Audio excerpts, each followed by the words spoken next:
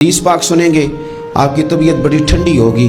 میرے نبی پاک صلی اللہ تعالیٰ علیہ وسلم نے ارشاد فرماتے ہیں کہ جو بندہ سوال سے بچنا چاہے گا، ارادہ کرے گا اللہ میں نے کسی سے نہیں مانگنا، فرمایا جو سوال سے بچنا چاہے گا رب اسے سوال سے بچا لے گا، اور جو لوگوں سے بے نیاز ہونا چاہے گا کہے گا یا اللہ مجھے دنیا داروں کا محتاج نہ بناؤ، اپنی بارگاہ سے عطا فرما۔ جو لوگوں سے بے نیاز ہونا چاہے گا اللہ لوگوں سے بے نیاز کر دے گا، اور فرمایا جو صبر کا ارادہ کرے گا اللہ اسے صبر کی توفیق بھی عطا فرما دے گا۔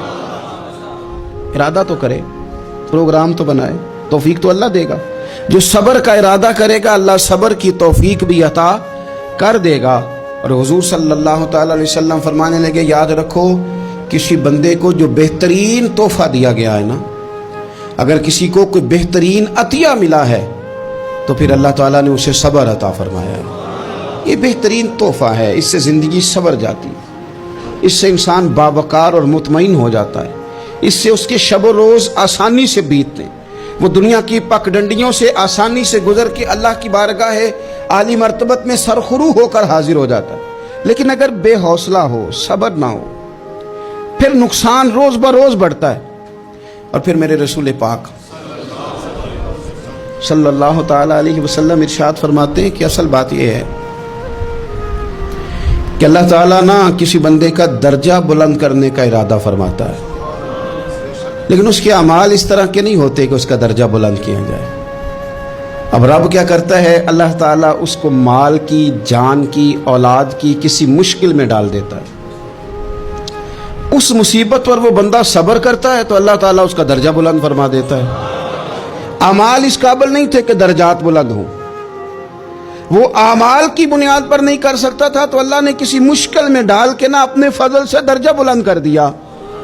اب جو راہ طریقت کا مسافر تھا، جو سلوک کی منازل طے کر رہا تھا، جو اللہ رسول کے قریب جانے چاہ رہا تھا، اس کے لیے کتنی آسانی ہو گئی کہ مجاہدہ تو زیادہ نہ کر سکا، کثرت سے نفلی صوم و صلات کا بندوبست تو نہ کر سکا، تھوڑا سا صبر کیا، رب نے اپنا اور اپنے محبوب کا قرب عطا فرما دیا۔ تو یہ تو آپ صبر کرنے کے لیے جب نکلے ہیں تو آپ نے تو رب رسول کو پا لیا ہے۔ یہ صبر تو وہ والا سفر ہے جس کی جو منزل ہے وہ اللہ رسول کا قرب ہے۔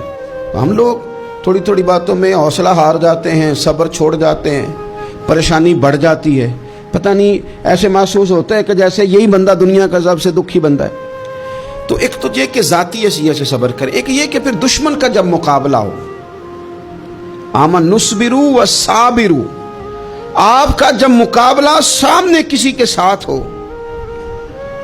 تو پھر تیر، تلواریں، اسلحہ، بندوقیں یہ نہیں زیادہ لڑتی، میدانوں میں حوصلے لڑتے ہیں، میدانوں میں صبر لڑتا ہے، میدانوں کے اندر توانائیاں لڑتی ہیں۔ میدان کربلا کے اندر کوئی مقابلہ نہیں تھا تیر کا تیر کے ساتھ، تلوار کا تلوار کے ساتھ کوئی مقابلہ نہیں تھا۔ میدان کربلا کے اندر ظلم کا صبر سے مقابلہ تھا۔ فتح کے ڈنکے یزید نے بجائے تھے، جشن ابن زیاد نے منایا تھا، لیکن قیامت تک اللہ نے جو فتح عطا فرمائی ہے تو وہ حسین ابن علی کے صبر کو عطا فرمائی، وہ سیدنا امام علی مقام کے صبر کو ملی۔ عزیز بھائی، صبر ہی ہمیشہ فاتح ہوتا ہے، صبر ہی جیتا کرتا ہے، صبر ہی کامیابیاں دیتا ہے، نتیجے صبر کے نکلتے ہیں، صبر کے حوصلے کے نتیجے ہوتے ہیں۔ ہماری جلد بازی ہمیں شکست خوردہ کر دے گی، ہمارا حوصلہ نہ ہونا ہمیں ہرا دے گا، ہم کمزور پڑ جائیں گے اگر ہم بے حوصلہ ہو جائیں گے۔